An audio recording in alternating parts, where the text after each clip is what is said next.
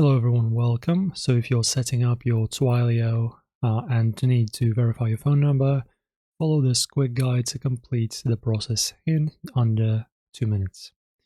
Open the Twilio website and log in using your email and password. Navigate to the Twilio console dashboard. After that, go to your phone number verification. In the dashboard, click on Verified Call IDs under the Phone Numbers section. Click Add a new number to start the verification process. After that, type in the phone number you want to verify, including the country code. Choose whether you want to receive the verification via SMS or a voice call. After that, enter the verification code, which Twilio will send as a 6-digit code to your phone. Enter the code in the verification box and click Verify. If the code is correct, Twilio will confirm the verification and your number will be added to your accounts. You can now use it for calls, messaging, or authentication within Twilio's services. Also, guys, make sure that your number can receive SMS or calls.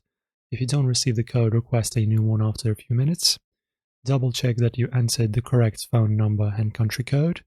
Contact Twilio support if you experience repeated verification failures.